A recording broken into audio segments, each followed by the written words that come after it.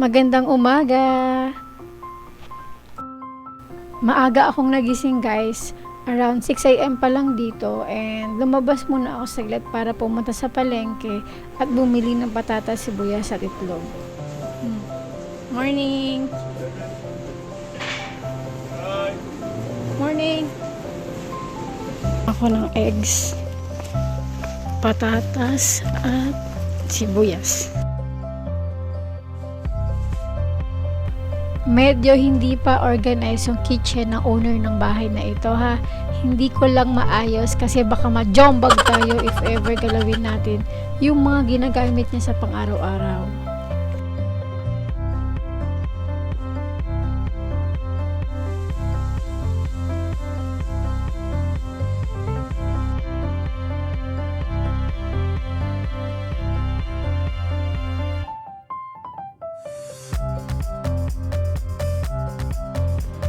After breakfast, maligo at magbihes, dumiretso na kami sa Old City.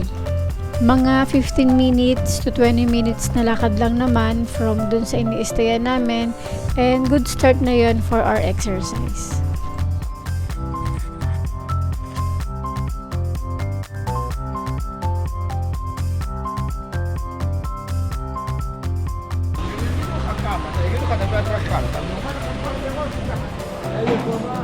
Ito ang Makane Yehuda Market. Dito din ako galing kanina umaga. Sadyang madadaanan talaga namin ito from our place papunta ng Old City of Jerusalem. Daanan lang natin saglit ito and babalik din naman tayo dito mamaya.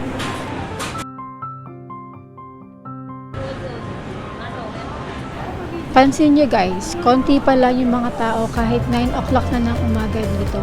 Wala pang mga turista at mangilan-ilan pa lang ang mga tao.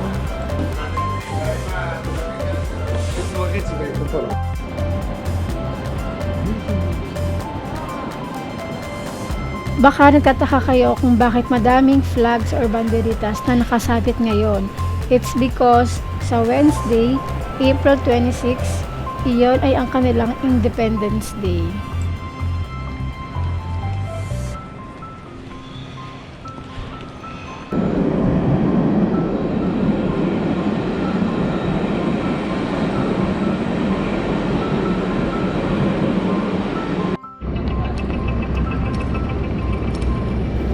Iba ang pakiramdam guys pagtapak ko dito. Being a Catholic all my life, I know that this place holds an important place in my heart. Isipin nyo, dati nung bata pa lang ako, Jerusalem ang unang place na nabasa ko sa libro. Ito din ang lugar na maririnig nyo sa first or second reading tuwing Sunday Mass. Dati nga akala ko fictional lang ang lugar na ito. Pero now guys, andito na tayo kung saan pinaniniwala ang nangyari ang halos lahat ng nakasaad sa Biblia.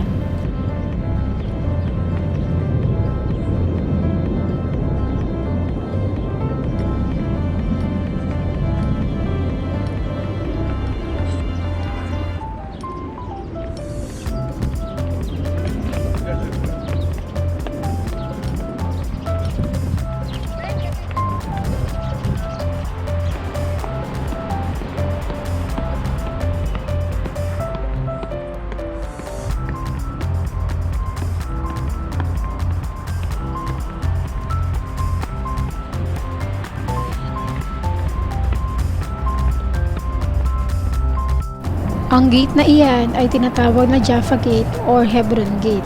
Isa yan sa 8 entrance na makikita dito sa Old City of Jerusalem.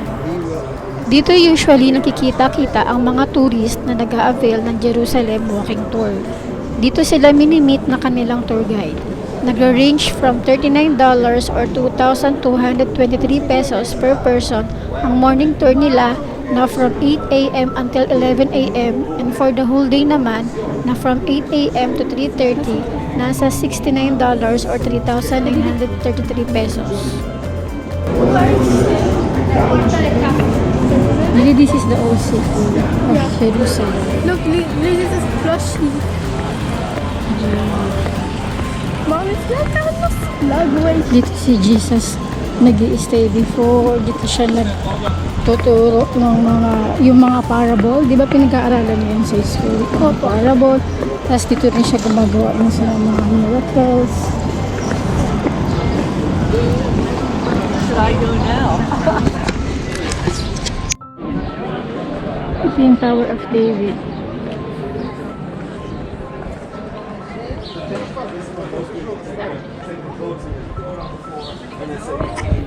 Hindi kami nag-avail ng kahit anong tour group or tour dito sa Jerusalem. Kasi bukod sa mas gusto namin yung self-paced na gala, nag-e-enjoy kami na kaming tatlo lang ang magkakasama. Prone sa ligaw, oo, at malingliko or lusot, pero still, yun ang nagbibigay saya at experience para sa amin. Ito ang St. Mark's Syrian Church. According to Syrian Orthodox, dito pinaniniwala ang nangyari ang washing of the feet at ang Last Supper. Pero syempre, for Catholic, pinaniniwala ang nangyari ang washing of the feet at ang Last Supper sa upper room ng Mount Zion.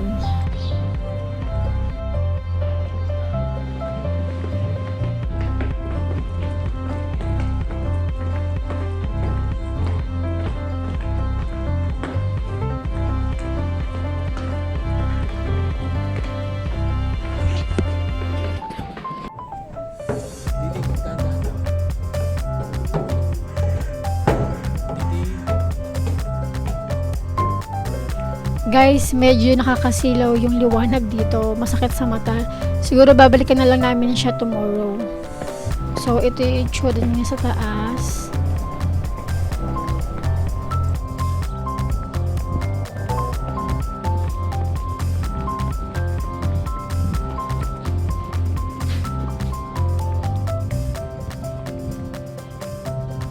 Yung gold dome na iyon ay ang Dome of the Rock.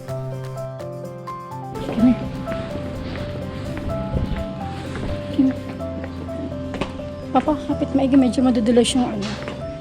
Ito. Thank you so much. Thank you. What I was trying to tell you, Yeah. back here is Armenian and Jewish, down there the Muslim and the Christian. Muslim and Christian. Yeah, and that's where they all meet. It's called cardiology here, the heart Oh, center. yeah. So you were on the roof, it's the highest part. Oh. It's the highest. Now if you want to go to the wall, you make a right and you hit the wall. Okay, right and You go to the church, left and right. the Holy Sepulchre. Yeah, left and right. Okay, thank And you're you. not far, 2 minutes. Thank you so much. Armenian. Oh, you're My Armenian. family here 200 years. Thank you so much. Thank you.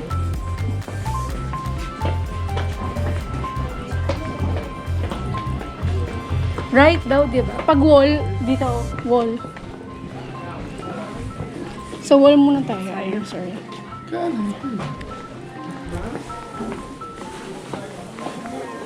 Pag may mga ganitong solid ceilings dito guys, mag-i-stop yung GPS or Google Map nyo.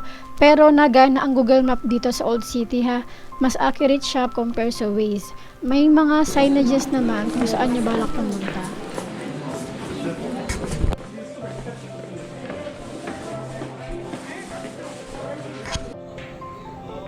Papunta tayo ng Wailing Wall or ang Western Wall. Ito ang pinaka-holiest place sa mga Jews para magdasal. Ito din ang remaining ancient walls ng Temple Mount, which is the site of the first and second temples ng Jerusalem.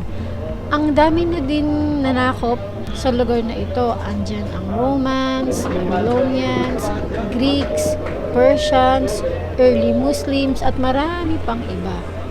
So isipin nyo guys, ilang battle na ang dinanas ng Old City sa kamay ng iba't ibang mananakop. And syempre, nasisira din ang mga temples at holy places na nakapaloob dito.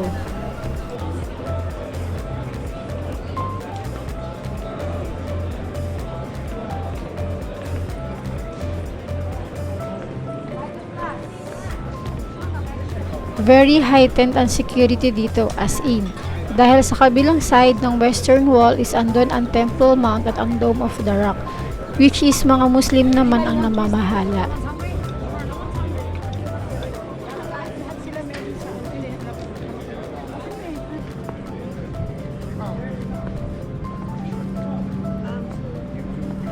Nahahati sa dalawang area ang wall na ito. Yung isa is para sa mga kababaihan at yung isa naman ay sa mga kalalakihan. So, mauna muna tayo dito sa area ng mga kababaihan. Hanggang dito lang sa gate na ito pwede si husband. Beyond that, bawal na siya.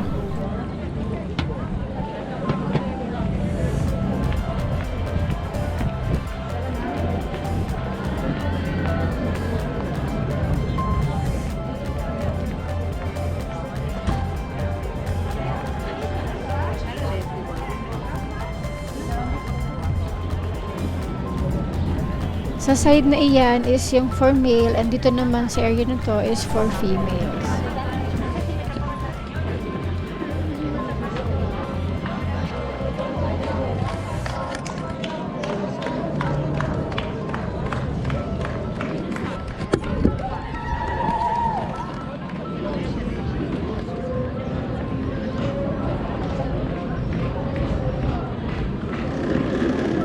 Kung napapansin nyo, may mga sulat sa pagitan ng mga bato. Ang mga sulat na ito ay naglalaman ng prayers or deepest personal wishes ng mga taong nagdadasal dito. And if ever sobrang dami na ng mga sulat na andito, iniipon nila yan at inililibing sa Mount of Olives. May mga sulat pala akong dala. Nagulat ako, inabot na lang sa akin ng asawa ko to kanina and galing pala ito sa mga kawork niya sa office. Samantalang kaming dalawa, wala kaming nagawang letter. Pero babalik din naman kami dito bukas, so may time pa para gumawa.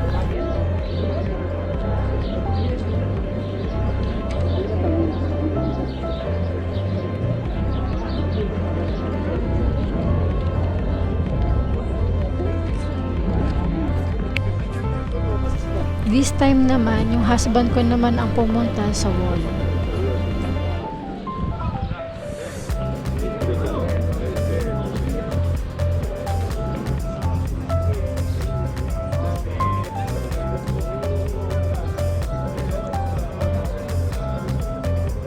So same din, may mga letters din siyang galing sa mga mail niyang katrabaho.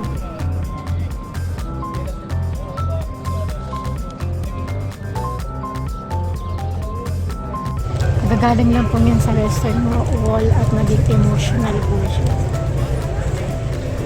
Anong masasabi mo, Papa, sa pakiramdam mo? Anong masasabi mo? Papunta naman kami ngayon sa Holy Sepulchre. Sa daanan pa lang patungo sa Holy Sepulchre is makakakita kayo ng mga rosaries at iba't ibang religious items. Yung rosary dyan is nag-average ng 60 shekels or 900 pesos ang isa.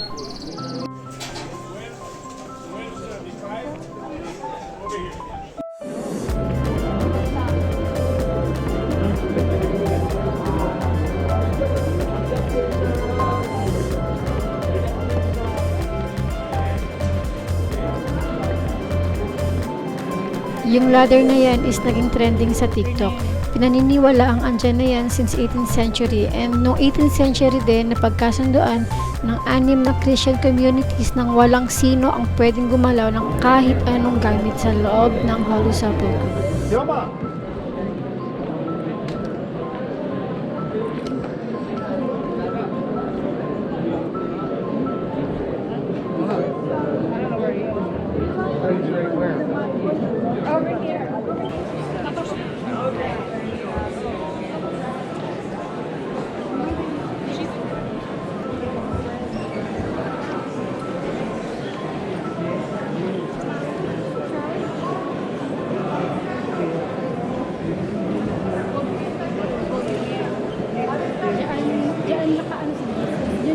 Ito ang Stone of Anointing.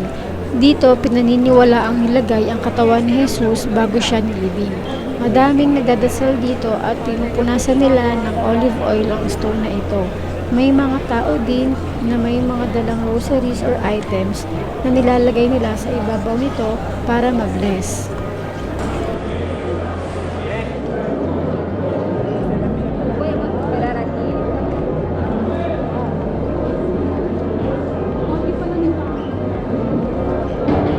Papunta na tayo ngayon sa taas, which is yung Calvary or Golgotha. Madaming tao dito dahil dito matatagpuan ang bato na pinaniniwala ang pinagtayuan ng krus ni Jesus.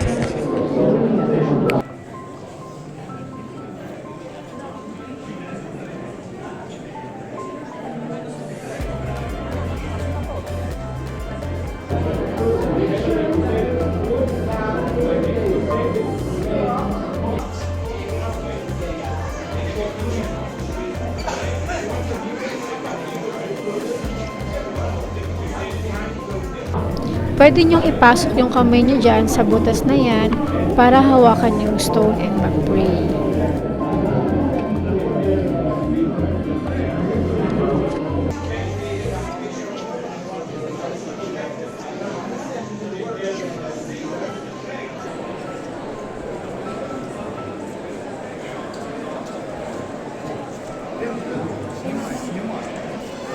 After namin doon is bumaba na kami. And this time, yung husband ko naman ang humawak sa stone of anointing.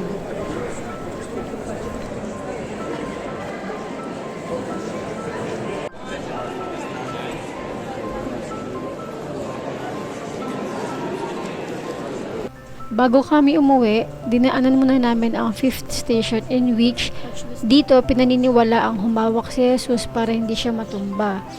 Dito din siya tinulungan ni Simon para buhatin ng krus. Pabalik na kami sa aming tinutuluyan dahil ayaw muna namin magpagabit. Dito din kami kumain ng super late lunch namin dahil we're craving for rice.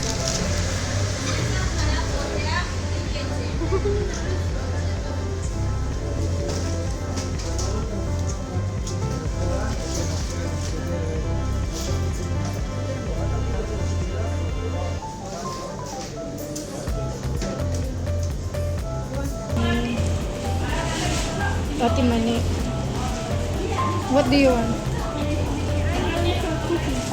This one?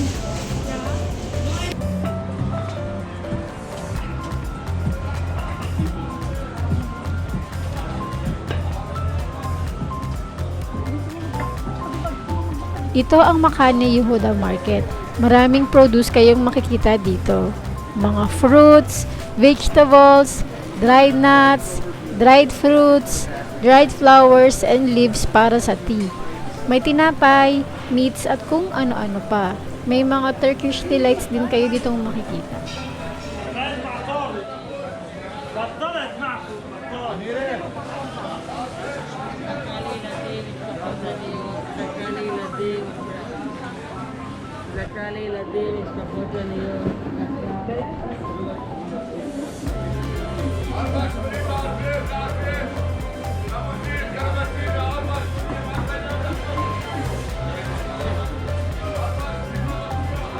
Around 3:30 na ng hapon dito guys. So kahit pa paano marami ng mga tao at mga turista.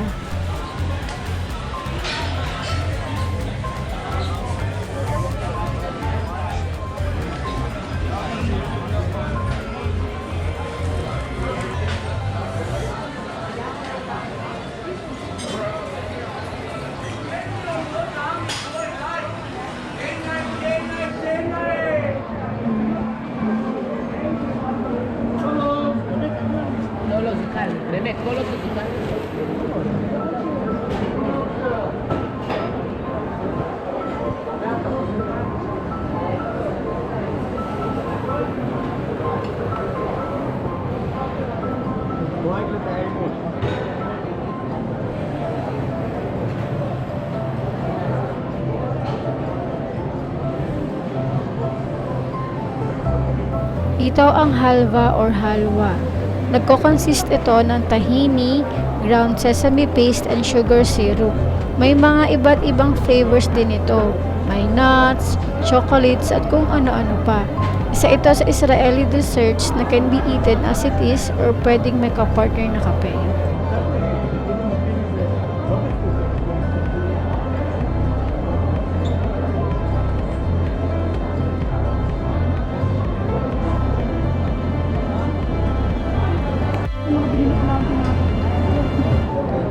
Ito ang baklava or baklawa, and isa ito sa mga favorite ko na Turkish sweets.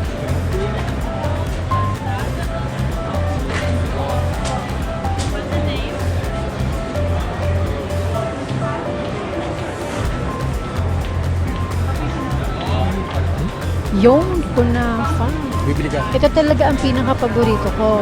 Nasa 30 shekel siya or nasa 450 pesos.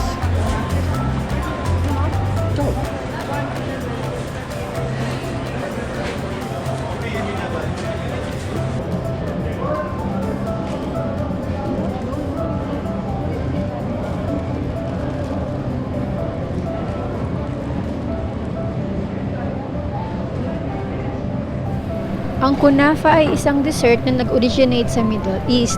Ito ay gawa sa shredded phyllo dough na may fillings ng cheese or cream. Tapos, may different toppings ng nuts or syrup.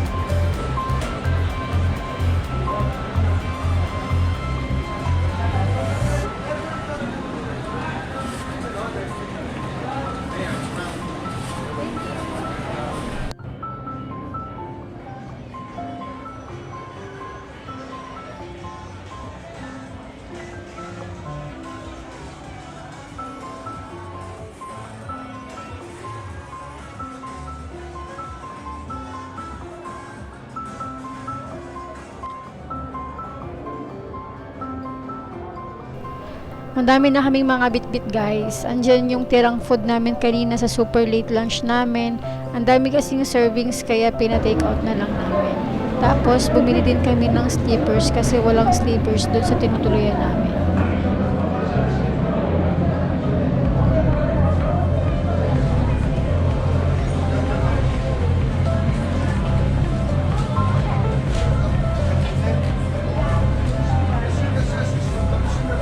Ayan, si Hana na naman ang bibili. Kanina pa niya ito gusto eh.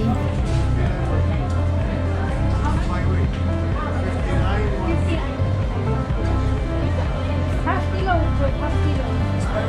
Okay.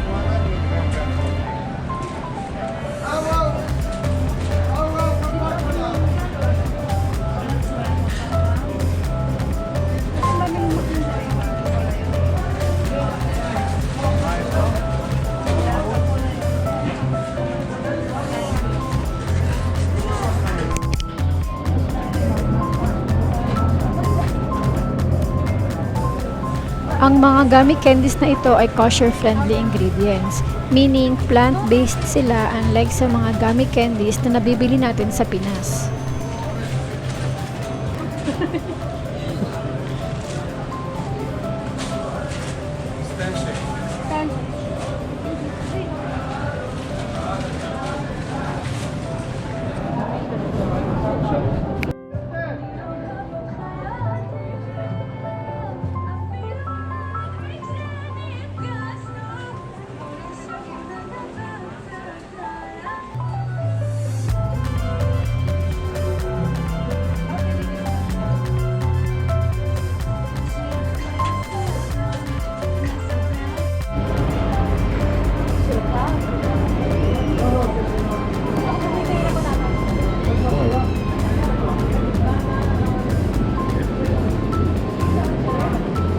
Naghahanap pala kami ng talong dito or eggplant para kasing gusto ko kumain ng tortang talong. And nag-i-stock na din kami ng food kasi bukas holiday dito and hindi ako sure kung may mga bukas na tindahan. Tomorrow, April 25, is ang Yom HaZikaron or National Remembrance Day dito sa Israel to commemorate all the soldiers and people who lost their lives in defense of the state of Israel. Also, pati na din yung mga civilian victims of terrorism.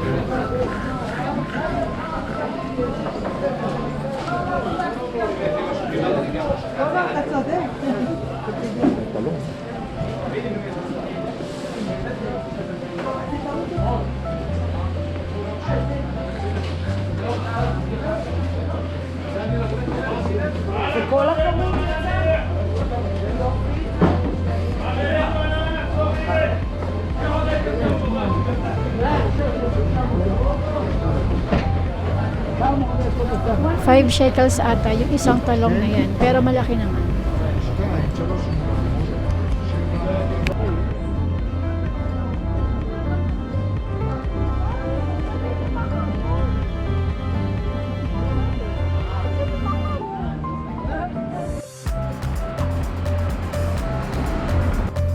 Pauwi na kami guys and bala ko maglaba kaya maghahanap din ako ng laundry shop dito. Need ko na kasi maglaba at ang jacket namin is tagi-isa lang. Kaya mauumay kayo sa mga outfit namin dito. And dahil 10 kilos lang ang allotted kong bagahe namin per person, ang hirap kasi magbuhat ng mabibigat. And we've learned na din sa mga past trips namin na pack lightly lang talaga dapat for self-care na din at mental health. Wala kasi akong makita ang washing machine sa ina-stayan namin ngayon. Wi-Fi nga wala. Washing machine pa kaya. And hindi na din ako nagtanong sa owner. Ang taga dito na.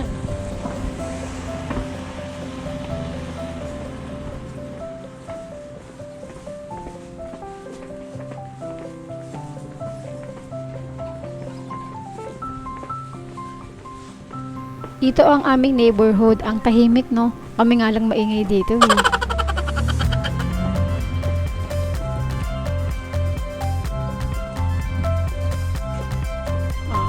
Less than 10 minutes mula sa ini-stay namin is may nakita akong self-laundry shop. Kailangan may mga barya kayong dala pag pumunta kayo dito. Mahirap kasi magpapalit sa area na ito.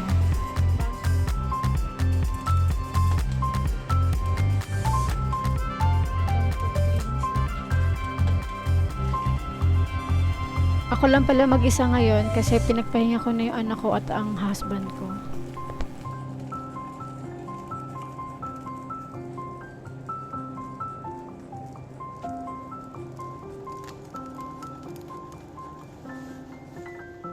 Pinalagay niyo na.